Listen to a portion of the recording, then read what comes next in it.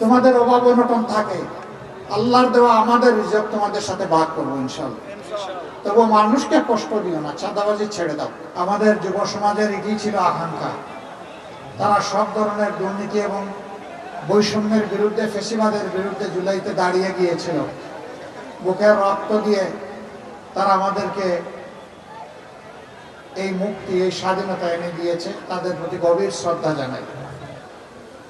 আপনাদেরকে আমরা কথা দিচ্ছি, আপনারা যদি 11 দলকে সহযোগিতা করেন, সমর্থন করেন, 11 দলের পক্ষে প্রার্থী হিসাবে ডক্টর মোবারক হুসাইনের দাড়িপাল্লা প্রতীকে আপনাদের ভালোবাসা এবং সমর্থন ভোট দিয়ে আপনারা জয়যুক্ত করেন, তাহলে ইনশাআল্লাহ এই এলাকার প্রতি আমরা বেইনসাফি করব না।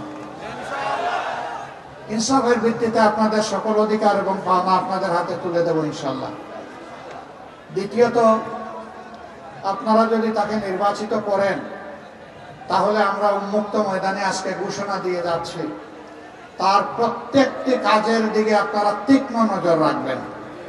ভোগান্তি ভুলে চলে আসুন রিগালে। ওয়ারেন্টি সহ স্টাইলিশ কালেকশন নিয়ে রেডি রিগাল ফার্নিচার। যদি জনস্বার্থের বিরুদ্ধে তার দ্বারা কিছু হয়, সাথে সাথে ধরে ফেলবেন, ছাড় দিবেন না। এই ধরে ফেলাটাই হবে তাকে সহযোগিতা করা।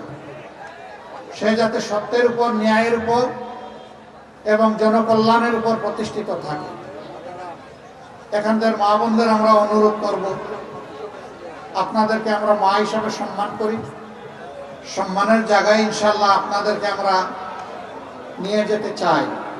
সমাজ এখন আপনাদেরকে বহু ব্যাপারে সম্মান দেয় না, পরিবারও অনেক সময় আপনাদের ন্যায্য অধিকারটা দিতে চায় না। আমরা আপনাদের সকল ক্ষেত্রে, পরিবার থেকে কর্মস্থল, সব ক্ষেত্রে ইনশাআল্লাহ আপনাদের অধিকার এবং সম্মানকে সুপ্রতিষ্ঠিত করব ইনশাআল্লাহ। গড়ে, চলাচলে এবং কর্মস্থলে সব জায়গায় নিরাপত্তা এবং সম্মান, এই দুটি জিনিস আপনাদের জন্য নিশ্চিত করা হবে। আর যুবক বন্ধুরা যারা আছেন, আমরা বেকার ভাতা হাতে তুলে দিয়ে যুবকদেরকে অপমান করতে চাই না। আমরা প্রত্যেকটা যুবকের হাতকে শক্তিশালী করতে চাই, যাতে দেশ গড়ার একজন কারিগর হিসেবে সে দায়িত্ব পালন করতে পারে এবং গর্বের সাথে, স্বস্তির সাথে পরিচয় দেয় যে আমি বাংলাদেশ, আমার বাংলাদেশ, আমি নিজেই বাংলাদেশ, আর এই দেশটা আমার দেশ। আমি দিতে চাই, আমি দুর্বল হাতে বেকার ভাতা নিতে চাই না, আমি কাজ করে খেতে চাই। তারা কিন্তু এই দাবিতেই রাস্তায় নেমেছিল যে আমার অধিকার আমাকে দাও, আমার কাজের অধিকার আমাকে দাও, ওই অযৌক্তিক কোটা সিস্টেম উঠায় দাও। প্রথমে উঠাই দিল রাগ করে, পরে আবার কায়দা করে নিয়ে আসার পরেই তারা ফুঁসে উঠেছিল। তারা তো সেদিন কারো কাছে বলে না, এই দাবি করে না যে আমাদেরকে বেকার ভাতা দাও। তারা বলছে আমার কাজটা আমার হাতে তুলে দাও। আমরা সেই কাজটাই তুলে দেবো ইনশাআল্লাহ।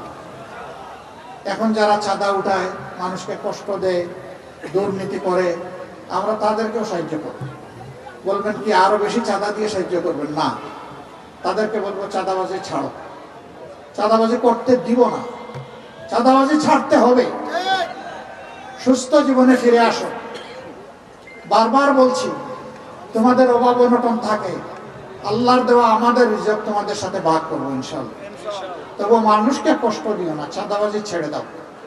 দুর্নীতি যারা করেন, তারা যদি রাষ্ট্রের কর্মকর্তা কর্মচারী হন, তাদেরকে আমরা নিশ্চয়তা দিচ্ছি, আশ্বস্ত নয়, তাদেরকে এমনভাবে বেতন ভাতা তাদের সমন্বয় করা হবে যাতে তারা পরিবার নিয়ে স্বস্তির সাথে, ইজ্জতের সাথে বসবাস করতে পারে। আমরা তাদেরকে বাধ্য করব অল্প বেতন দিয়ে, যেটা দিয়ে তার সংসার চলে না। আবার সে দুর্নীতি করলে তারে দায়ী করো, রাষ্ট্রের কোনো অধিকার নাই তাকে শাস্তি দেওয়া। রাষ্ট্র সেদিনই তার কাছ থেকে জবাব চাইবে যেদিন রাষ্ট্র আগে তাকে সম্মান দেবে। আমরা সেটাও করবো ইনশাআল্লাহ। আমরা আরেকটা কাজ যেটা করব, এই দেশে ধর্ম, বর্ণ এগুলার ভিত্তিতে আর কোনো ভেদাভেদ আমরা রাখবো না। সবাই মিলেমিশে আমরা বাংলাদেশ গড়ব, ফুলের বাগানের মতো গড়ে তুলব। রাষ্ট্রের কর্মকর্তা কর্মচারী হিসাবে যার যেটা যোগ্য পাওনা, তার হাতে এটা তুলে দেব। কাজ তুলে দেওয়ার সময় দুইটা জিনিস আমরা দেখব, একটা যোগ্যতা আছে কিনা, আর একটা দেশপ্রেম বা দেশের প্রতি তার অঙ্গীকার আছে কিনা। এই দুইটা যার থাকবে, তার হাতে তার ন্যায্য কাজটা চলে যাবে ইনশাআল্লাহ। আপনারা আমাদেরকে সহযোগিতা করবেন দাড়িপাল্লায় ভোট দিয়ে ইনশাআল্লাহ। আর সহযোগিতা করবেন পুরানা বস্তা পচা বন্দোবস্তকে পাল্টে দিয়ে নতুন বাংলাদেশ 13 তারিখ থেকে গড়ার জন্য গণভোটে হা। গণভোটে কি বলবেন? হা বলবেন।